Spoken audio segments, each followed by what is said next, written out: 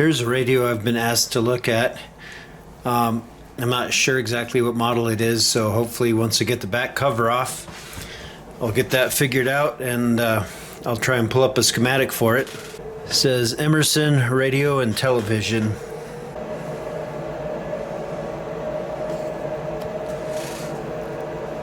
It's in real nice shape.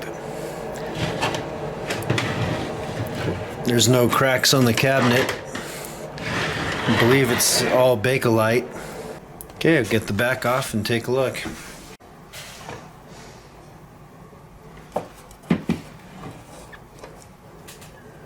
Okay, there's the antenna. That looks like that's in great shape. So I guess next I'll remove the chassis.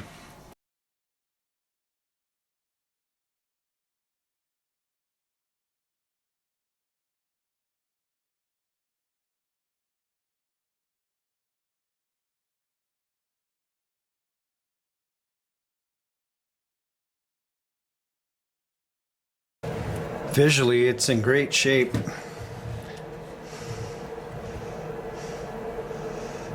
I'm gonna go ahead and put the back slash antenna back on. Should keep it from getting damaged. Oh yeah, this has been recapped. He said sometimes it comes on and sometimes it doesn't. Well, I think I'm gonna power it up. Plug in the isolation transformer and put the watt meter in, the Variac AM transmitter.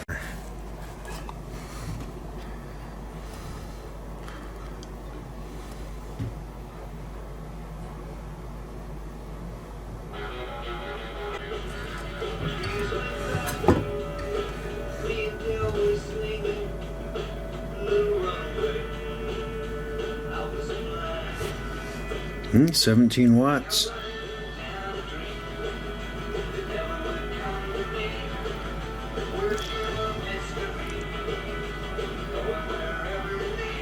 And 20 watts.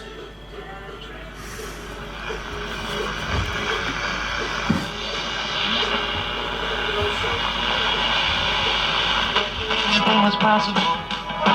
Hit cruise control and rub my It's not drawing excessive power. Plays real loud.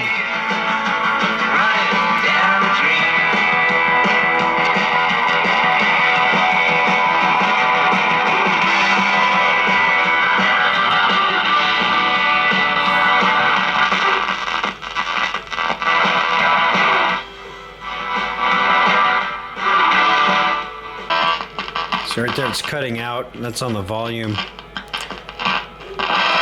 Might be able to clean that up.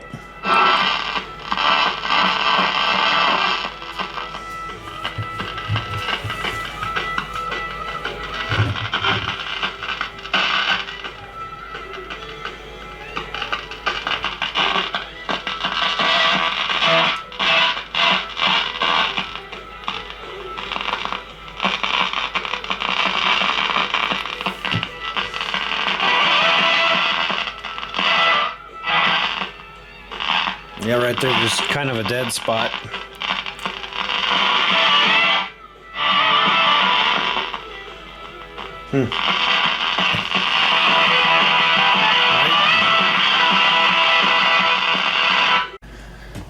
I tried cleaning the volume pot. I couldn't get to it the way it is. I'm going to remove it from the chassis and see if I can get to it better. If not, I might have to replace it. I got access underneath here. So I flushed it out, and it's soaked down real good with contact cleaner. I'm going to just let it set overnight, and I'll reinstall it tomorrow and see if it got any better. So this soaked overnight in contact cleaner, and I've got it hooked up to a meter. So this really isn't the best tool for the job. I'm looking for dead spots in this. I think I found one.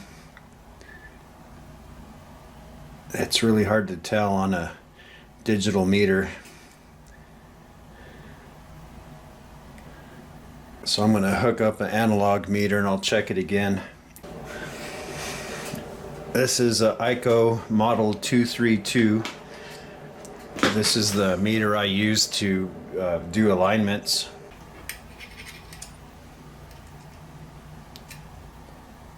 There we go. This thing has vacuum tubes in it also, so it's got to warm up. Okay, so that's infinite.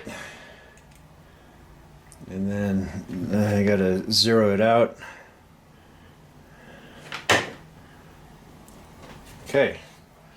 I need a lot more practice on this too. I need to read the instructions cover to cover and become more familiar with this piece of equipment. Slowly turn this and see if there's any dead spots.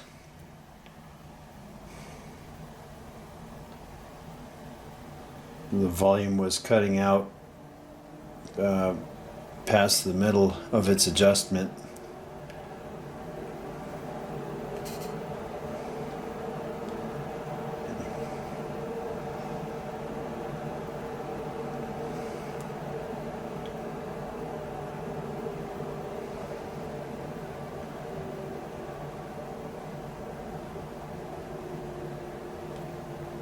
Okay, that looks good. I don't see any issues with this. I'm going to solder it back in and try the radio out. It's still doing it, so I have another problem.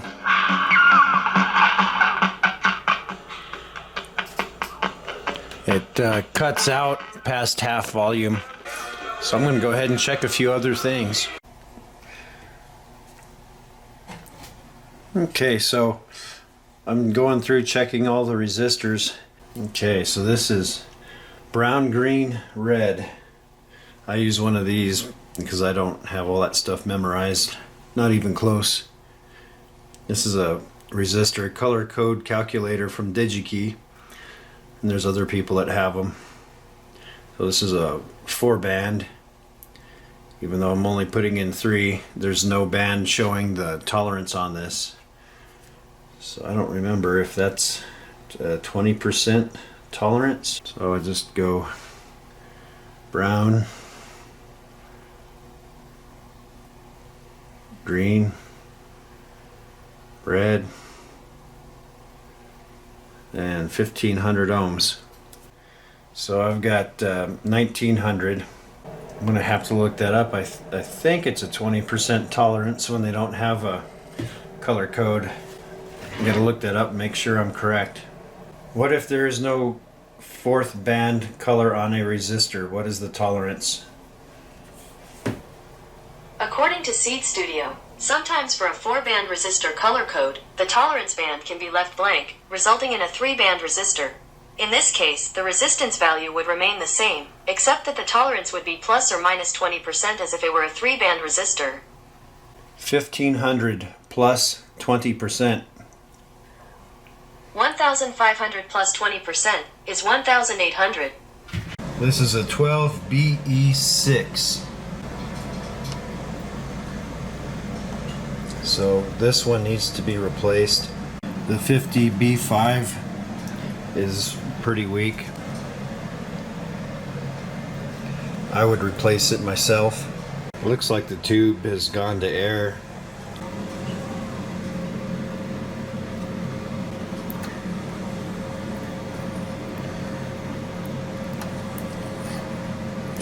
This is the 35W4. And that one's good. Okay, 12AT6. 12BA6. 2 bad tubes and 1 marginal tube. I wanted to do a comparison between the original tubes and then the replacement tubes I picked up, and just so I can document a difference between quality versus the state of the tubes, the condition. So there's 2 tubes that tested in the red, one that was marginal. So I'll go ahead and play this first. Happy show the volume response. That's all the way down.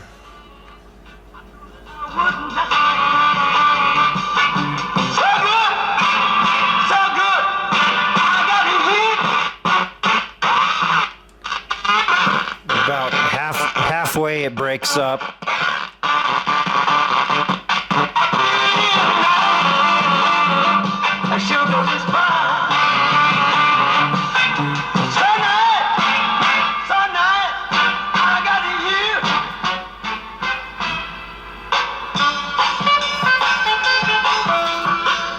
So what I'm curious about is if it's going to still break up with the better tubes.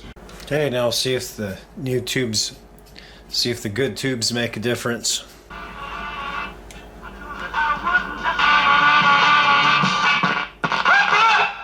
Does the same thing, I'm not sure why.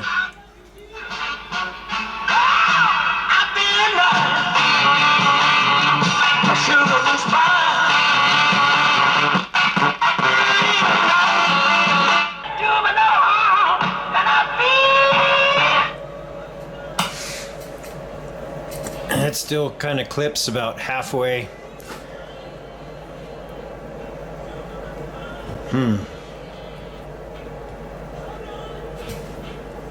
Interesting. Okay, the transmitter is unplugged. I've got a test cable hooked up to the tablet. Gonna play the same song.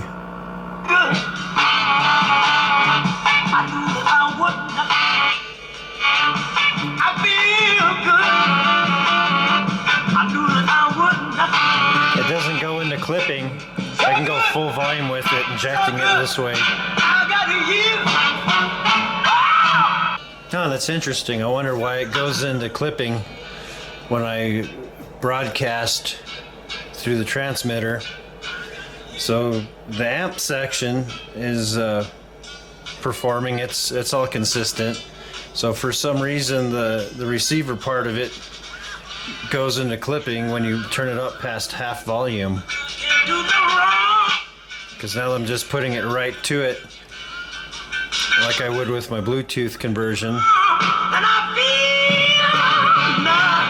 Turn it all the way up, no problem.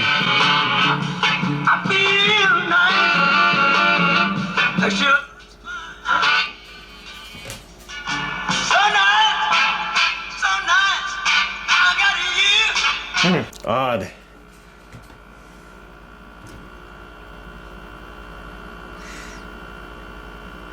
Is that the transmitter shouldn't cause any clipping issues. It just receives the signal, amplifies it, and then converts it into a usable signal for the amp.